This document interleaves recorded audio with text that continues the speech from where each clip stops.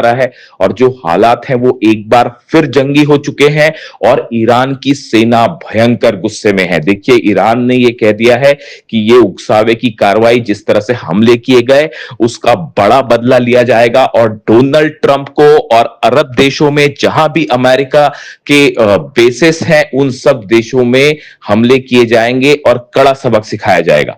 देखिए, ये मामला जो है, हालात कैसे बिगड़े। पहले ईरान की तरफ से ये बात कही गई कि एक जहाज हमने देखा था जो क्रॉस करने की कोशिश कर रहा था, सिंगापुर का जहाज था, उसने बिना ईरान की सेना के परमिशन के एक नए रूट का इस्तेमाल करते हुए हॉर्मुज को पार करने की कोशिश की, तो ईरान ने उस पर हमला किया। ये पहला जहाज था जो अभी ये नए दौर का विवाद हुआ इसमें हमले को लेकर।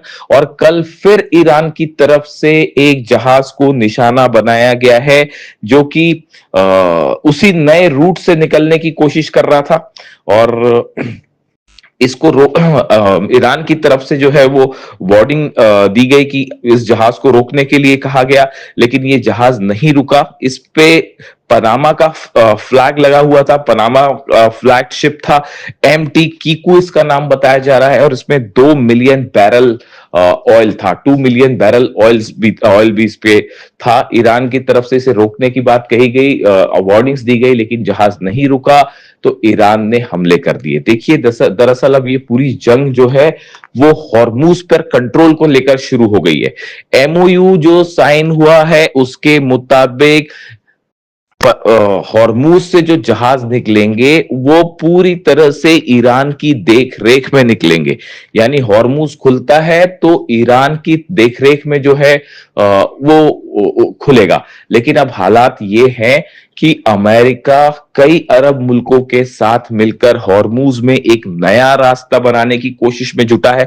वो पूरी तरह से ईरान को बाईपास करके यहां से जहाज निकालना चाहता है। ये एक बड़ी साजिश बताई जा रही है अमेरिका की कुछ अरब देशों के साथ मिलकर हॉर्मुज में, ऐसा ईरान का कहना है। ईरान ने साफ कर दिया है कि हॉर्मुज ईरान का था, ईरान का है और ईरान का रहेगा, और यहां पर किसी तरह की साजिश होगी तो उसका जवाब खैबर मिसाइलों से दिया जाएगा, उसका जवाब ड्रोन से दिया जाएगा। और हॉर्मुज में एक बार फिर ईरान की तरफ से जो हमले हुए हैं उसने यह साबित कर दिया है कि अमेरिका चाहे लाख कोशिश करे, किसी भी अरब देश के साथ मिलकर कोई कोशिश कर ले हॉर्मुज पर कंट्रोल करने की, लेकिन हकीकत यह है कि हॉर्मुज में ईरान की परमिशन के बिना परिंदा भी पर नहीं मार सकता। और पिछले 2 दिन से ये हमले हो रहे हैं, ये बात एक बार फिर बता रहे हैं कि अमेरिका को मुंह की खानी पड़ेगी हॉर्मुज में। देखिए, हालात ये है, ये जितने समय का सीज फायर रहा, जितने आइलैंड्स थे उन सब आइलैंड्स पर ईरान ने अपने मिसाइल लॉन्चर्स को मजबूत कर लिया है, अपने ड्रोन लॉन्चर्स को मजबूत कर लिया है। इसका नतीजा यह है कि अगर ईरान की सेना की जानकारी के बिना जहाज निकलने की कोशिश करेंगे तो ईरान सीधा उन्हें निशाना बनाएगा और अमेरिका उनकी रक्षा नहीं कर सकता। आज बहरीन पर जिस तरह से हमले हो रहे हैं, कुवैत पर हमले हो रहे हैं, इसने एक बार फिर साबित कर दिया है कि अमेरिका अरब देशों की रक्षा नहीं कर सकता। अरब देशों का विश्वास अमेरिका से उठ चुका है। इसीलिए ईरान की तरफ से कहा गया था कि आप अमेरिका को एयर स्पेस ना दें, अमेरिका को हमले करने के लिए अपने देश की जमीन ना दें, वरना अंजाम बुरा होगा। और एक बार फिर मामला उसी तरफ बढ़ता दिखाई दे रहा है।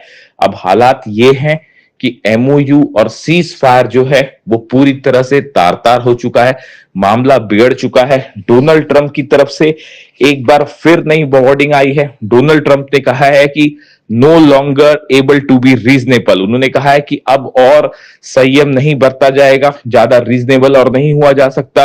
Would be forced to militarily complete the job. उन्होंने कहा है कि अब सेना की मदद से हमारा लक्ष्य पूरा किया जाएगा।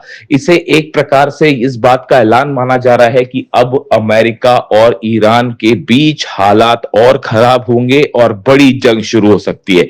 इसी बात की वार्निंग रूस की तरफ से दी गई थी, इसी बात की वार्निंग चाइना की तरफ से दी गई थी। मैं आपको बार बार अपने वीडियोस में यह बात कह रहा था कि एक बार फिर धोखा होगा, एक बार फिर धोखा होगा, और देखिए वही बात सही साबित हुई। हमने एमओयू, जिस दिन एमओयू साइन हुआ था उसी दिन हमने अपने पॉडकास्ट में आपको बताया था कि इस एमओयू की कई शर्तें ऐसी हैं जिन्हें पूरा करना बेहद मुश्किल है और ये एमओयू ज्यादा दिनों तक टिक नहीं पाएगा। और इस एमओयू के पीछे, पर्दे के पीछे ईरान के खिलाफ कई साजिश रची जा रही है।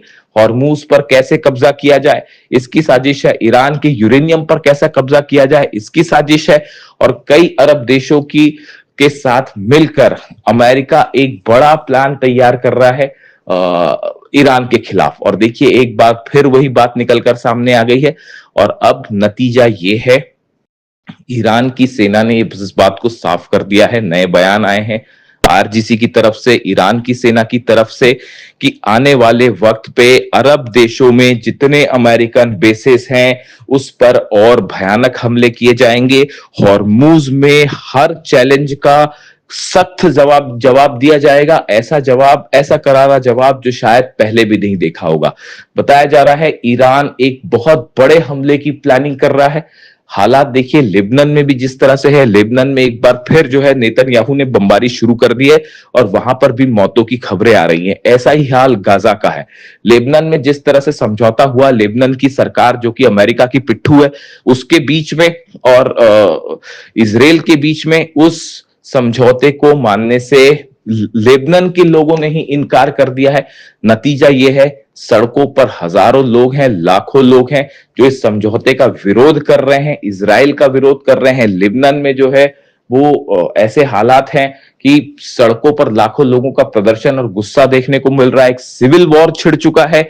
ऐसे में लेबनान से इजराइल की सेना का वापस ना आना एक बार फिर इस जंग को और बड़ा रूप दे सकता है। देखिए अभी जिस तरह की खबरें हैं, बड़े हमले जारी हैं इजराइल की तरफ से लेबनान में, और दक्षिणी लेबनान में खास तौर पर कई ठिकानों को निशाना बनाया गया है जिसमें कई लोगों की मौत की खबरें भी आ रही हैं।